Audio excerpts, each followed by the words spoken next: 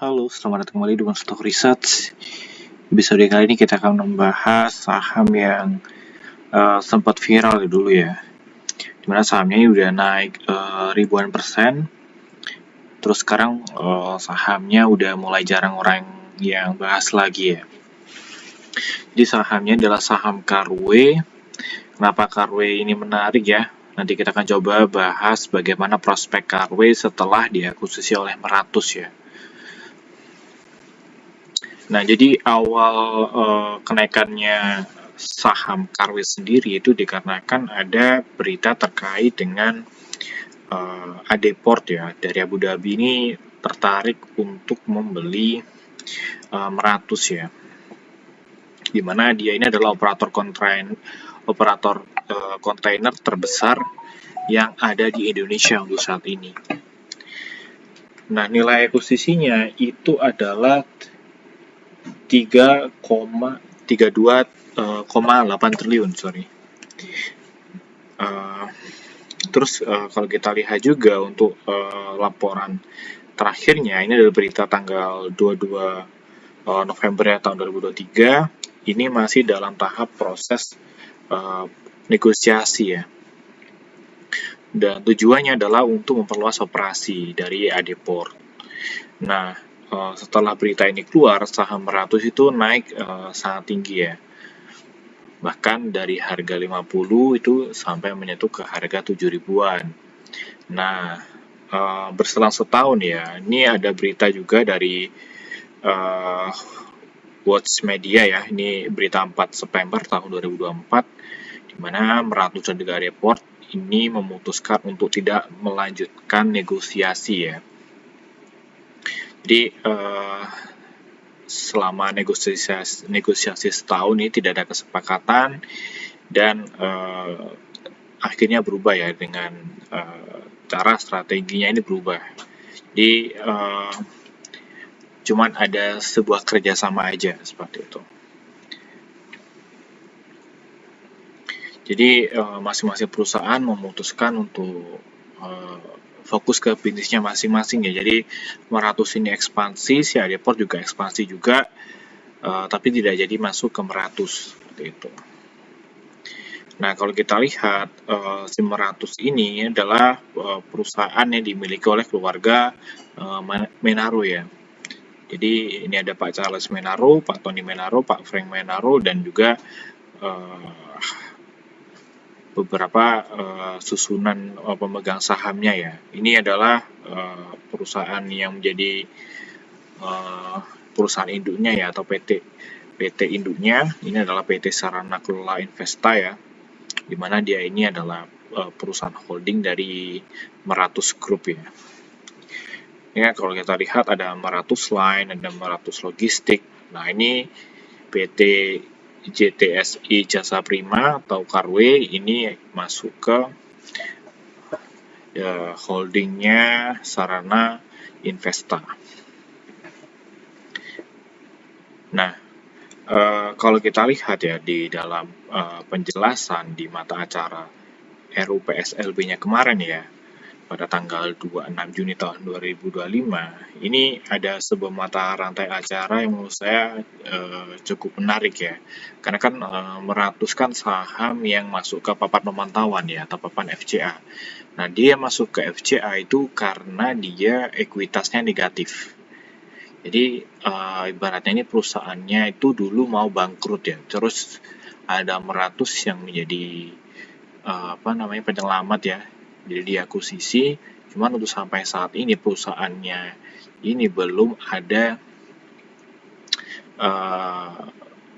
aksi korporasi yang menyebabkan ekuitas dari perusahaannya menjadi positif, seperti yang terjadi di beberapa perusahaan contoh seperti NATV ya. NATV itu mirip dengan Meratus.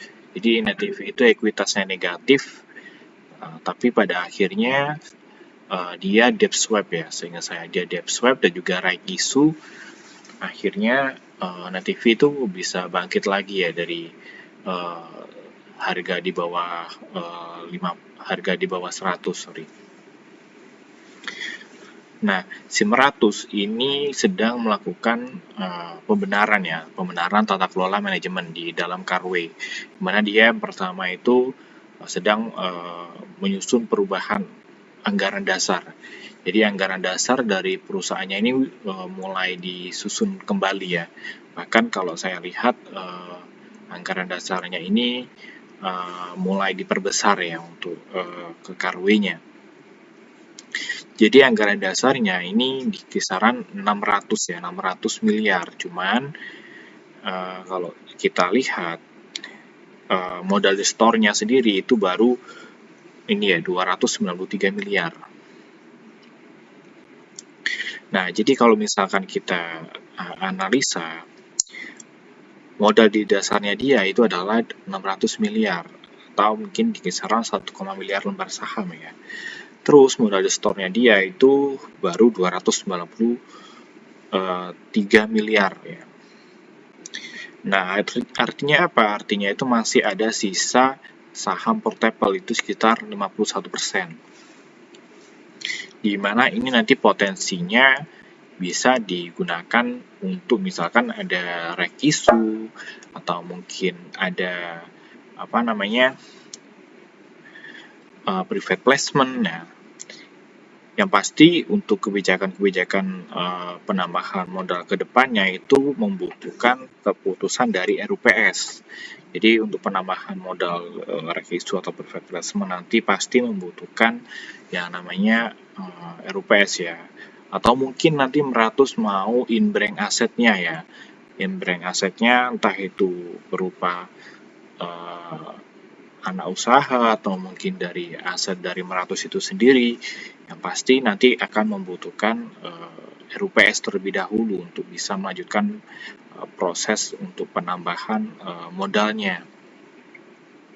Nah, di sisi lain saya ini melihat ada sebuah akun di laporan keuangan yang menurut saya cukup menarik ya dan juga aneh ya, di mana dia ini punya utang lain-lain ya, dan ini utangnya cukup besar ya, ini dalam hitungannya ini dolar ya, di mana dia ini punya utang di pihak berelasi ya di tahun 2023 itu 43 juta dolar ya. Setelah itu di tahun 2024 ini utangnya jadi utang di pihak ketiga gitu, aneh gitu ya, utang pihak ketiga 43 juta dolar gitu.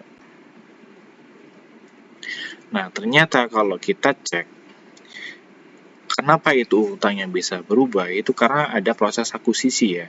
Jadi yang awalnya utang berelasi ini adalah utang di PSP lamanya dia. Jadi si Carway ini utang di PSP lama, habis itu karena diakuisisi utangnya kan di take over juga ya.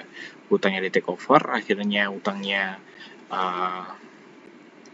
ke Meratus ya, di take over Meratus, utangnya entah itu dilunasi atau seperti apa. Cuman seharusnya kan karena Carway ini anak usahanya Meratus, ini kan harusnya jadi utang pihak berelasi juga ya. Nah, saya itu mencari-cari kok bisa ini berada di pihak ketiga gitu ya. Nah, setelah saya cek-cek, itu ternyata dia ini mengalihkan kewajiban utangnya ini ke Mayflower Fund Segregated Portfolio ya, yaitu perusahaan pihak ketiga, di mana dia ini menandatangani perjanjian pengalihan kewajiban utang ya. Akhirnya utangnya ini berada di pihak ketiga, makanya saya lihat di laporan keuangannya dia utangnya ini tercatat di pihak ketiga. Nah, si Mayflower Fund ini dia ini adalah perusahaan yang saya cek by AI ya, itu kemungkinan dia ini berasal dari beberapa negara-negara safe haven inilah ya. Ada Kepulauan Cayman, Bermuda ya, Mauritius, ini kan nama-nama safe haven lah kalau saya lihat.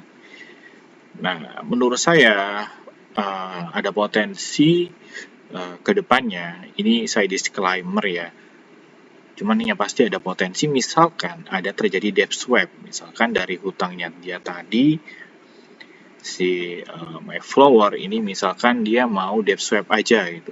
Di dev swap akhirnya dia punya saham di Carve ya. Saham di Carve seolah-olah nanti ada pengendali baru ya, Mayflower Fund membeli saham Carve, padahal itu sebuah dev swap. Nah, akhirnya nanti itu juga bisa membuat ekuitasnya menjadi positif gitu ya. Jadi menurut saya ada dua opsi ya untuk misalkan Carve ini bisa membuat ekuitasnya menjadi positif. Jadi yang pertama dia ini dev swap ya, dev swap dari Mayflower. Terus juga yang kedua adalah right issue. Jadi right issue nanti si Meratus misalkan imbreng aset atau mungkin nanti ada private placement ya dari investor strategis ya, kita nggak tahu ya kedepannya seperti apa. Cuman menurut teman-teman bagusan nanti Meratus ini dev swap atau right issue ya, nanti bisa tulis saja di kolom komentar atau mungkin dua-duanya ya seperti Net TV ya. Nah, oke ya, mungkin itu aja dari saya. Buat teman-teman yang tertarik untuk menjadi klien Monstock Research bisa WA aja ya di 0811 888 4657 ya. Sampai jumpa di next video.